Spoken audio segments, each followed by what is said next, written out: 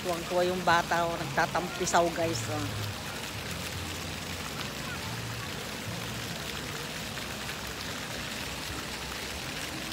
Medyo napapagod na po ang inyong Inday. Kaya lang na andito na po kami, kaya susulitin na lang po namin ang pamamasya.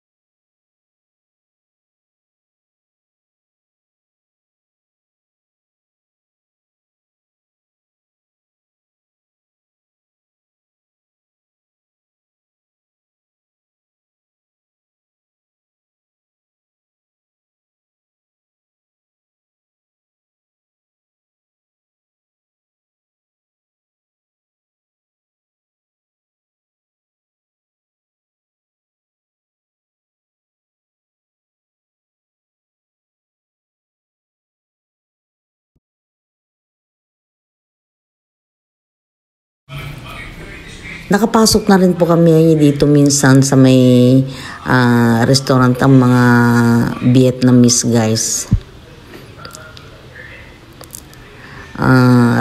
Dito ko rin po natikman yung puso ng saging na sinawsaw po sa bagoong at saka yung ano guys, labong. Yan. Masarap din po yung ginataan po nila dito. Ang kadalasan pong mga lutuin po dito sa may ano na to, restaurant na to guys ay mga Asian food. Kaya tamang-tama po sa panlasa ng mga Pinoy.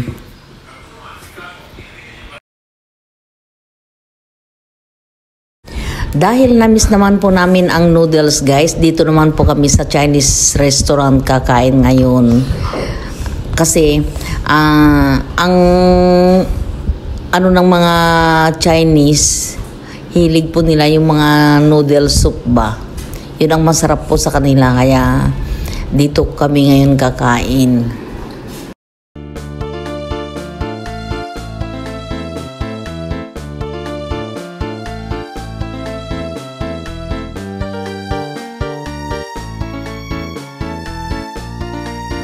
Ang ganda-ganda siguro dito pagkagabi guys, oh. Lalo na ngayong Kapaskuhan guys. Akyat kami dyan sa ano na yan. Akyat kami dyan.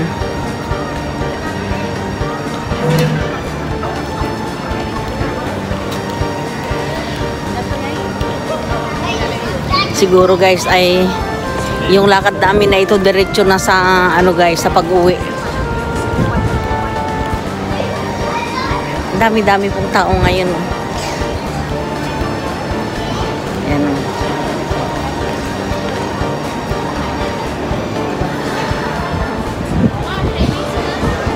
Ah? Chinese? O anong gagawin natin? Kayong bahala, kayo yung ano eh. Ang ganda-ganda po dito guys, oh.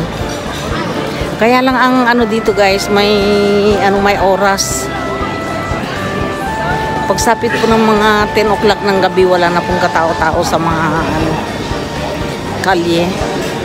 Hindi po katulad sa atin na kahit magdamag na sa kalsada ka, okay lang.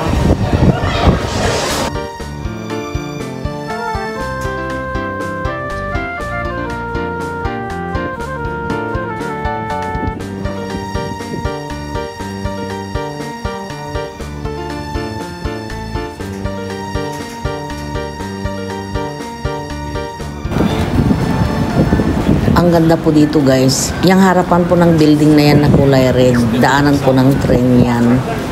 Tapos ang building po na iyan ay ano po yan, parang divisoria po sa loob niyan. Napakahaba pong building na yan. Andyan po yung bilihan ng mga prutas, bilihan po ng mga karne at mga damitin po. Lahat-lahat po mabibili po dyan.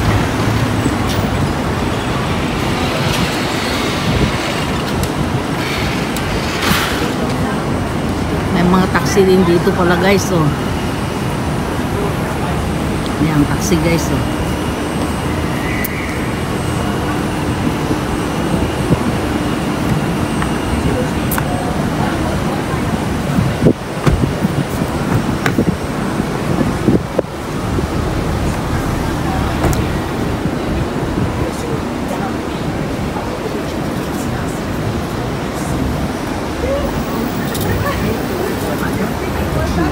It's a cousin. Yeah. She likes to go at the restaurant. Okay, never mind. I didn't get it there.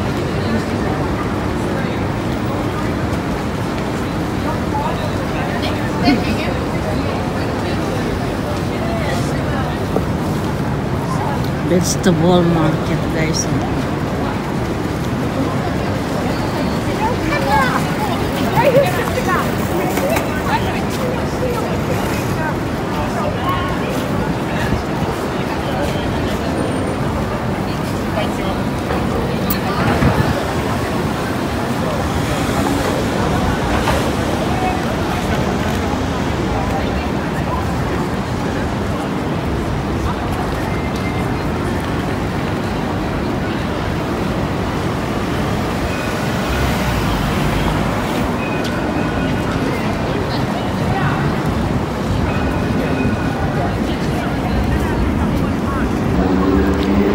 Habang kumakain pa po yung mga anak ko guys, nandito naman ako sa lumabas po ako, kasama ko po itong apo ko. Ayan o, kung nakikita po ninyo yung train na yan guys, ayan. Papunta po yan sa pupuntahan niya. Yan,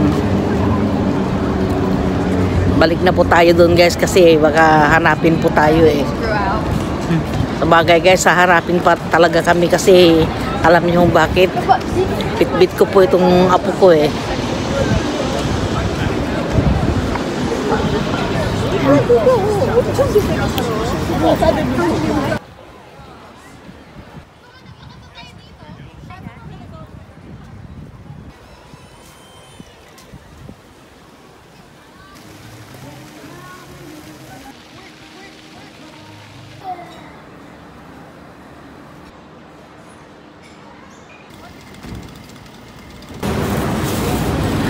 Habang ako ay pabalik sa street kung saan naroroon ang mga anak ko guys, ay mag-video-video muna tayo.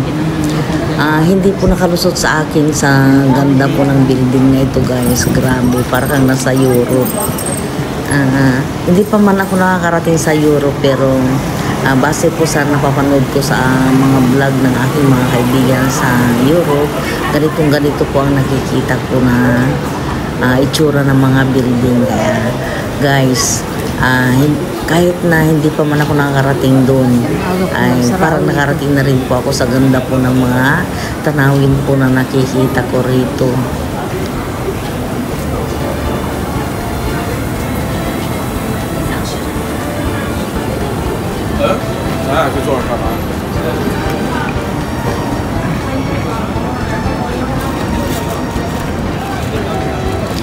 Iba-ibang lahi po ang mga nakatira po dito sa Australia. Meron pong mga Taiwanese, Vietnamese, ganyan, Chinese, ganyan po, Pilipino, syempre, at hindi rin po mawawala ang mga Bisaya dito, katulad po niyan. Ayan, yung nagsasayaw-sayaw po na yan. Ayan, saka yung mga servidora po dito sa may restaurant na ito kung saan kumakain ng mga anak ko ay rin, karamihan mga Pinoy din po. Palibasa siguro Asian ang may-ari po ng building o restaurant.